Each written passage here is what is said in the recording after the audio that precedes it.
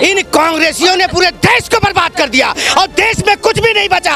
आज 2014 के बाद अगर कुछ मोदी जी कर रहे हैं ना तो कांग्रेसी अपने कपड़े फाड़ रहे हैं। बिहार की वो बहनें और माताएं सोचती हैं कि कब मेरे गली में आएगा कन्हैया कुमार, मैं उसके लिए रखी हूँ जूतों का हार। सेना के 100 रुपए वही सवाल उठा रहे हैं जो पाकिस्तानी हैं, जो पाकिस्तानी परस्त हैं या फिर मुस्लिम हैं, और कुछ नहीं।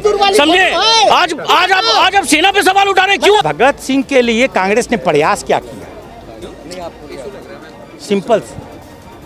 भाई भगत सिंह को कौन नहीं मानता इस देश? अरे भाई तू कांग्रेस नहीं मानती थी? कौन नहीं मानता? अरे भैया मैं कांग्रेस को कौन नहीं मानता? पटेल को कौन नहीं मानता? इस देश में सब सर्वमान्य है। आप बताइए, आप गांधी जी सर्वमान्य है, कौन नहीं है? आप बताइए। मत कीजिए, मैं बता रहा हूँ, मैं बोल रहा हूँ गांधी जी महान नहीं है। अरे भाई जो लोग 42 लाख लोगों को मार दिए वो इस देश में महान कैसे हो जाएंगे? भाई बदला नहीं लिया जाता था। आज सिंदूर ऑपरेशन में सवाल उठाने, अरे होते कौन हो? करके नहीं दिखा सकते हो तो होते कौन हो सवाल उठाने वाले सिंदूर पे?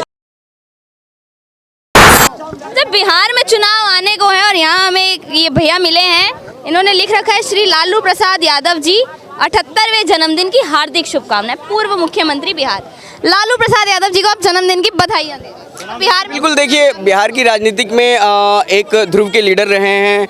भारतीय पॉलिटिक्स में लंबे समय तक उन्होंने काम किया है, तो आज उनका जन्म दिवस है, तो उस पर जो है उनका जन्मदिन है तो उनको देना चाहिए, उनको जन्मदिन की बधाई देनी चाहिए। बिहार में ऐसा क्या अच्छा कार्य किया है इतने वर्षों में? देखिए उनके कार्यकाल को लेकर प्रश्न चिन्ह हमेशा से उठता रहा है। उनके कार्यकाल में बहुत सारे काम ऐसे हुए हैं जिसका जो है जनता जो है विरोध करती है और राष्ट्रीय स्तर पर उनका विरोध होता है, लेकिन उनके कार्यकाल में कुछ काम ऐसे भी हुए हैं जिस पर जैसे कि सामाजिक न्याय की जो बात करते हैं लालू जी, उस स्तर पर अगर आप देखें तो पिछड़े अति पिछड़े यानी कि जो हाशिए पर जो समाज था उसको कहीं ना कहीं उन्होंने आवाज़ जरूर दिया है और इसका मैं जो है समर्थन करता हूँ। आपको पता है लालू यादव का एक दोहरा चरित्र अगर मैं आपको बताऊं तो जब वो सत्ता में नहीं आए थे उससे पहले वो जाति जनगणना या जातिवाद का बहुत विरोध करते थे, पर जैसे ही सत्ता में आए वो पलट गए।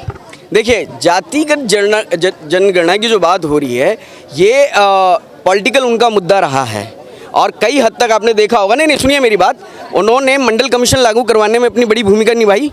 छोटी और जो पिछड़ी जातियाँ थी जिनका हक मारी हो रहा था उनको हक दिलाने में उन्होंने कहीं ना कहीं अपनी भूमिका निभाई है, इससे हम नहीं कह सकते। हाँ, मैं बार बार कह रहा हूँ कि उनके कार्यकाल में ऐसा ज़रूर कुछ गलत काम हुए हैं जिसका विरोध होता है और लोग करते हैं उनका विरोध।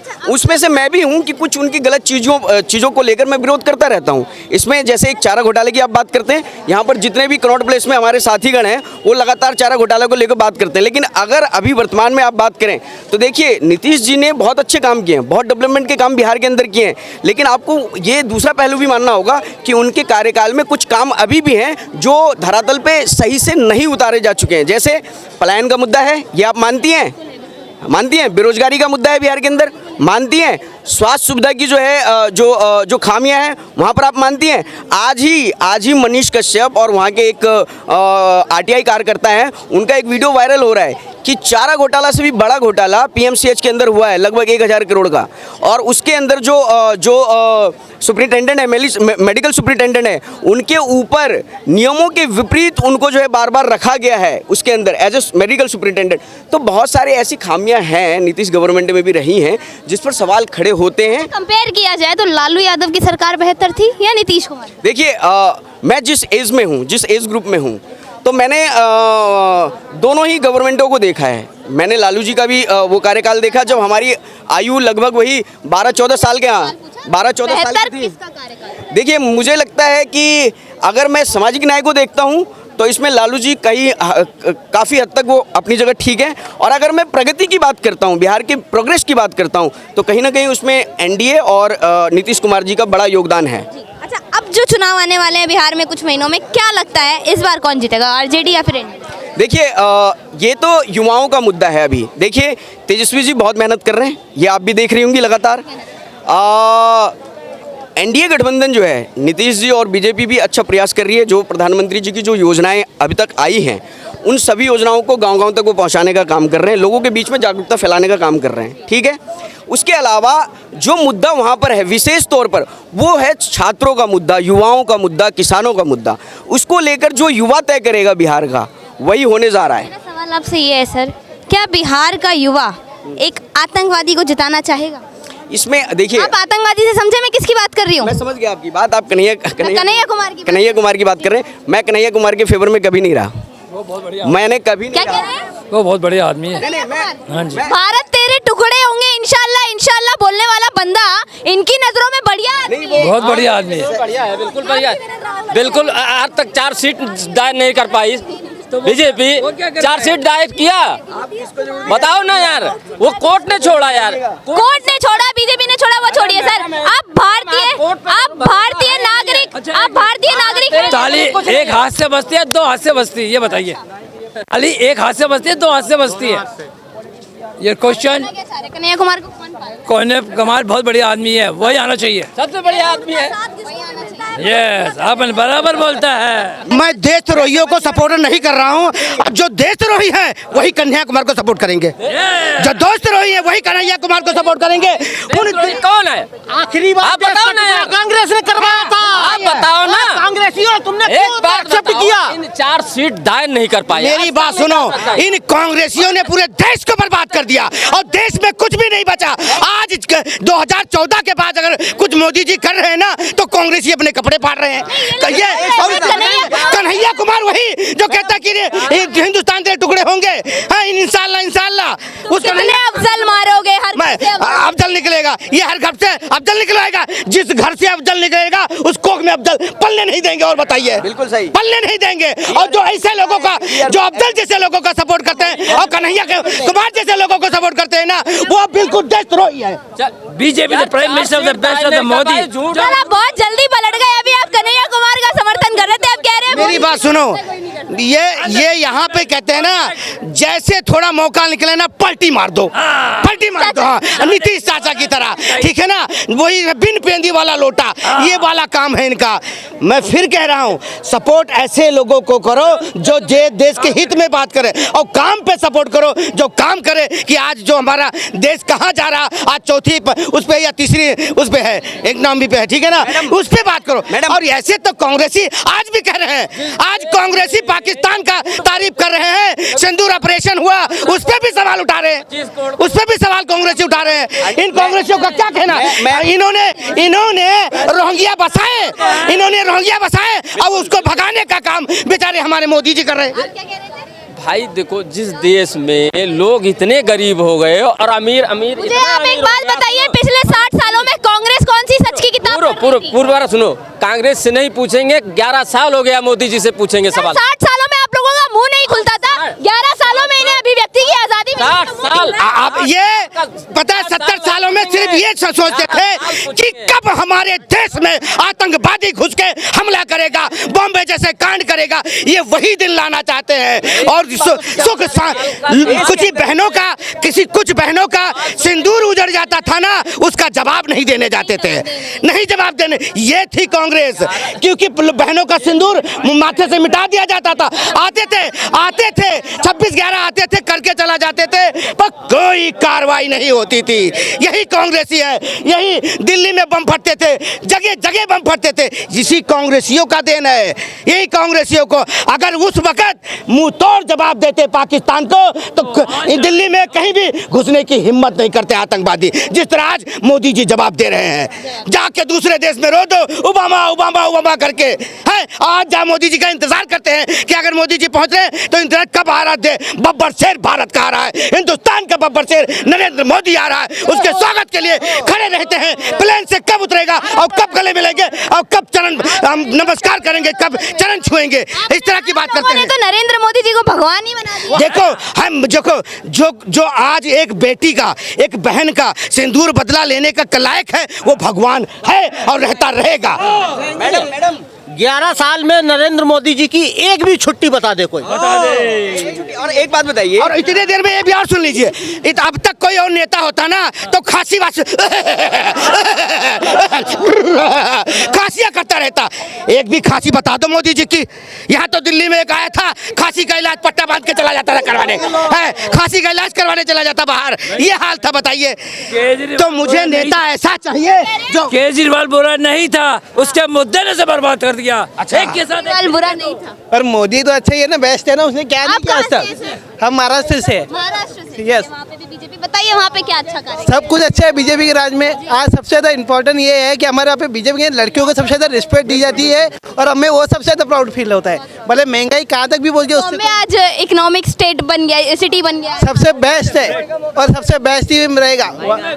ग्रेट है, ग्रेट। आप क्या कहना चाह रहे हैं? मैं ये कह रहा था कि अभी जो अनिल जी ने कहा है इनकी बातों में काफ़ी हद तक मैं इनकी बातों से सहमत हूँ। पहले आपने देखा होगा कन्हैया कुमार को लेकर, कन्हैया कुमार की एक तिगड़ी थी देश में, कन्हैया कुमार की एक तिगड़ी थी। जिग्नेश मेवानी, शैला राशिद, उमर खालिद, उसके बाद हार्दिक पटेल, है ना। उनका 18-19 ये जो 2 साल रहा ना, 18-19 पूरे देश के अंदर ये तिगड़ी काम करती थी और युवाओं को बरगलाने का काम करती थी। लेकिन आज आप देखिए पिछले 7-8 साल में आज शैला राशिद कहाँ है, आज जिग्नेश मेवानी कहाँ है, आज हार्दिक पटेल कहाँ है और आज जो है उमर खालिद कहाँ है, कहीं आता पता है? और आप देखिए कन्हैया कुमार को देखिए, कन्हैया कुमार का कहीं जिक्र है? पहले एक समय पूरा जो हमारी नेशनल मीडिया होती थी सुबह शाम दिन रात कन्हैया कुमार को फ्रेम में रखती थी, लेकिन कन्हैया कुमार अब फ्रेम से आउट हैं। तो कहीं ना कहीं देश के युवाओं ने समझा है इस चीज़ को और वो व्यक्ति जो है अभी उसके लिए दिल्ली बहुत दूर है। ठीक है, दिल्ली भी बहुत दूर है, मेरी बात सुनिए, दिल्ली भी बहुत दूर है और उसके लिए बिहार भी बहुत दूर है। बिहार की वो बहनें और माताएं सोचती हैं कि कब मेरे गली में आएगा कन्हैया कुमार, मैं उसके लिए रखी हूँ जूतों का हार, मैं उसके लिए रखी हूँ जूतों का हार। और सुनो, वो पिटा है और पिटता रहेगा क्योंकि वो देशद्रोही है। मैं फिर कह रहा हूँ वो देशद्रोही है। और मुझे कांग्रेस का एक चीज समझ नहीं आता है, ये सबसे ज्यादा देशद्रोहियों को क्यों सपोर्ट करते हैं? देशद्रोही को इनसे अगर कोई सवाल करे तो उसको देशद्रोही बना देंगे। समझ नहीं आता सर, आपका सवाल ही ऐसा क्यों होता है कि देश सुनो मेरी बात, फिर ये कह रहे हैं मैं इनकी बात कर, सवाल सुनने की हिम्मत होनी चाहिए। अब आप सवाल कीजिए, जवाब देंगे। कहेंगे सवाल कीजिए। कहते मन की बात हम बोलेंगे, तुम नहीं बोलोगे। अरे गरीब जनता की बात सुनो जिसने वोट दिया है आपको। ठीक है, और गरीब जनता की बात सुनो जिन्होंने वोट दिया है। गरीब जनता को जिंदा रखो, मारने मेरे पाकिस्तान से आतंकवादी आएगा, मेरे पाकिस्तान से आतंकवादी आएगा। ये था कांग्रेसियों का हाल। उनको भी जिंदा रखो, हम नहीं मारेंगे, भूखे प्यासे मारेंगे। उसके बाद थोड़ी बहुत जान बची है, उसके बाद उसको आतंकवाद पाकिस्तान से आएगा, कलमा पड़ जाएंगे। ठीक है ना? अरे एक चार को पकड़ के दिखा, कितने कश्मीर में कितना ये मीडिया सारे जो भी नेशनल मीडिया जो भी मीडिया है, ठीक है, 4 में से 1 को पकड़ के कश्मीर में बीच चौराहे जहाँ मारा था वहाँ पे चौराहे पे ले जाओ, सारे मीडिया को बुलाओ और दिखाओ कि इसी ने मारा था, इसके साथ ये चीज़ें हो रहा है। आतंकवादी दोबारा कभी ये जुर्रत करेंगे नहीं। ठीक है, एक बात बताइए, पिछले 60 वर्षों में जब कांग्रेस थी तब आतंकवाद से हम लोग का कितना बदला लिया जाता था, और पिछले 11 वर्षों में जब से भाजपा आई है तब आतंकवादी हमलों से कितना बदला? मुझे ये नहीं समझ में आ रहा ये भाजपा सरकार में ही सारे आतंकवादी हमले क्यों हो रहे हैं, ये बता दीजिए। भाजपा सरकार में आतंकवादी नहीं, हमले क्यों हो रहे हैं? पहले- सर 26/11 कब हुआ था पता है आपको? वो ताज होटल वाला बता रहे हैं ना आप? बिल्कुल। हाँ हुआ था। पार्लियामेंट अटैक कब हुआ था पता है आपको? कांग्रेस सरकार में हुआ था, लेकिन उसमें कहा तुम्हारी इसकी बत्ती तो बुझी हुई थी। ये चाहता है कि मैं यहाँ खड़ा हूँ सुख शांति से, खड़ा न रहूं। यूपी में खड़े हैं, यहीं पे अटैक होता था। पुलवामा हमला कब हुआ था? मार्केट याद है? पुलवामा हमला कब हुआ था? पुलवामा पकड़ के बैठ गया इस देश नहीं का युवा। 360 जो RDX था, 360 ग्राम या जो भी था वो कहाँ से आया था? ये बताइए, पहलगाम में जो आतंकवादी आए, ये आतंकवादी कहाँ से आए? अब मैं आपको इसका जवाब देती हूँ, मैं जवाब दूँ या आप जवाब देंगे? जवाब दीजिए। आप ही दे दीजिए, अगर कहाँ आप से आते जवाब दे रही हैं? हैं तो आप ही दे दीजिए जवाब। पहले इनको या मैम। हाँ, ये जो बहुत भाई साहब हमारे सम्मानीय हैं, ये सिंदूर चिल्ला के बात कर रहे थे। सिंदूर एक पॉलिटिकल इशू नहीं था। जो आदमी सिंदूर चिल्ला के उसको इतना वो अपने फेवर में कर रहा है, उसको सबसे पहले किसी में हिम्मत है क्वेश्चन करने की? उसने अपने सिंदूर का क्या वो किया है? उन्होंने रक्षा की अपने सिंदूर की, वो दूसरों के सिंदूर की क्या बात कर रहे हैं? क्या बात कर रहे हो आप? सिंदूर मैम आप ऑपरेशन सिंदूर, मैं यही कह रही हूँ, ऑपरेशन सिंदूर को सिंदूर नाम से बदनाम मत करिए। अच्छा। जो भी हुआ है वो ठीक है, मैं नहीं जानती आप किसका वो हो, किसका वो कुछ नहीं होता है, है ना? मीडिया पे आप ऐसे क्वेश्चन हाँ, नहीं कर, हाँ। सेकेंडली आप सुनिए, सिंदूर देख के मारा गया है वहाँ पहलगाम में, तो कलमा पढ़वा के मारा गया है, पैंट उतरा के जेंडर चेक करके मारा गया है। आप महिला होने के बाद आप ये बात कह रही हैं कि जिन महिलाओं का सिंदूर छीना उनके लिए वो गलत है। सिंदूर देना मैंने नहीं कहा गलत है, don't put words in my mouth. मैं ये कह रही हूँ कि उसको सिंदूर का नाम नहीं देना चाहिए था। ठीक है मैम, आपको महिला होने के नाते ये बात बिल्कुल नहीं। वो उसकी बीवी भी महिला थी, उसकी बीवी जिसके भी आप बात कर रहे हैं। मैडम गलत बोल रही है। बीवी महिला थी, बता के 26 में से 24 पूरी बात पूरी बात ये लोग नहीं बताएंगे। ये सिर्फ 2-4 बातें आएंगी, बोल के चली जाएंगी। सिंदूर का कीमत वो क्या जाने बोल रहे थे।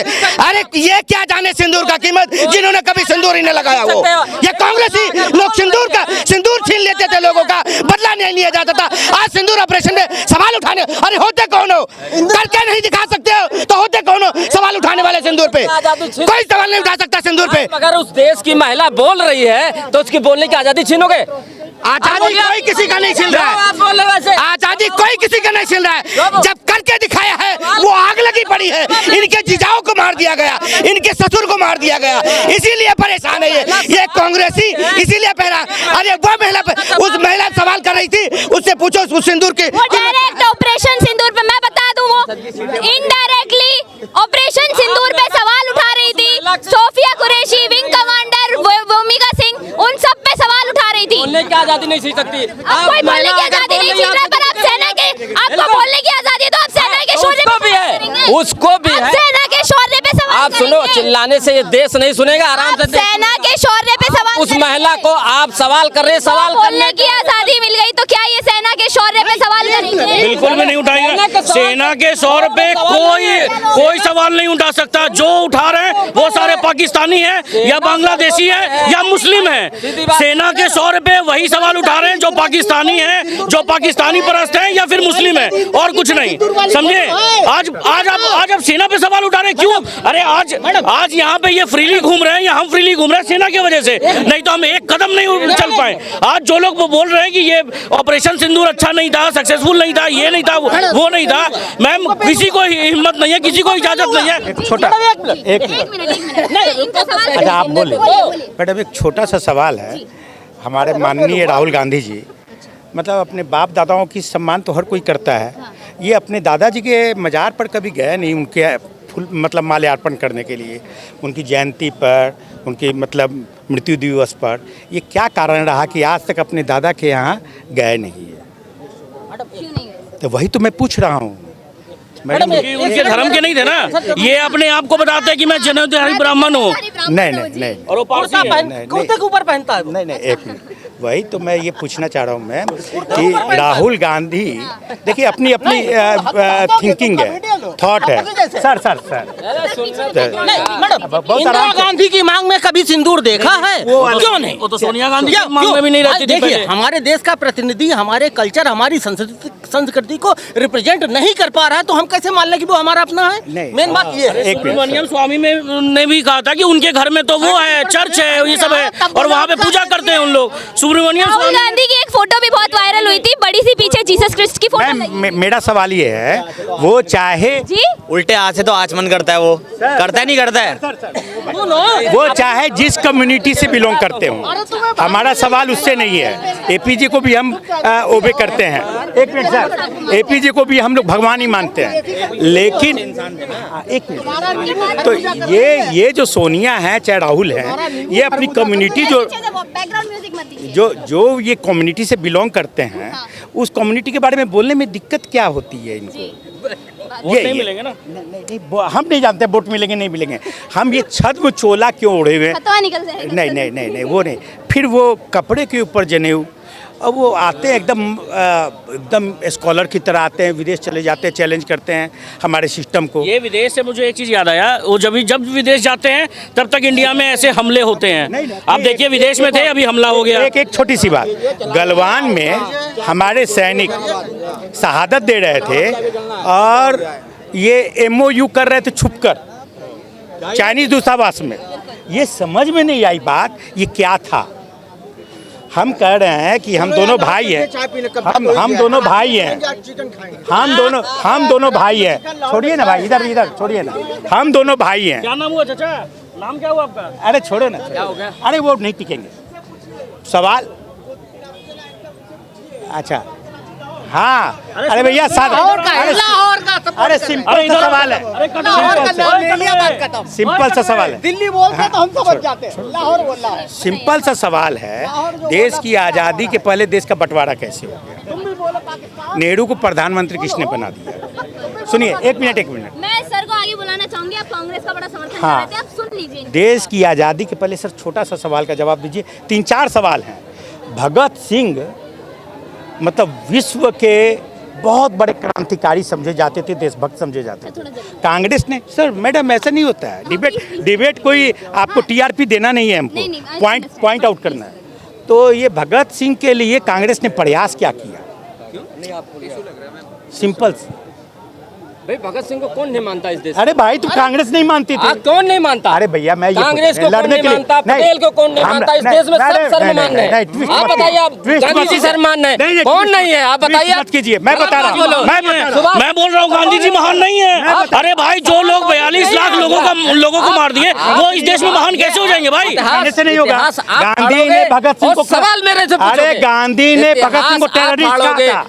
गांधी ने भगत सिंह को टेररिस्ट कहा था। तुम गोडसे की बात करोगे, हम गोडसे की बात नहीं करते। क्यों नहीं और बताइए आप, ये बात गांधी ने गोडसे को टेररिस्ट कहा, भगत सिंह को, नरेंद्र मोदी को ये बोले हैं चौकीदार चोर है। भगत सिंह को, क्या मतलब? भगत सिंह को, आप बताइए, भगत सिंह को आप बताइए चौकीदार चोर वाली मतलब? अरे यार, अरे सिंपल सा जवाब दो ना यार। सुनो, जो व्यक्ति इस देश से लोग अपनी जो व्यक्ति इस देश से प्यार करेगा उसको ये सब टेररिस्ट कहेंगे। मैं सवाल ये बातें ना करके मैं मुद्दे पे वापस आती हूँ।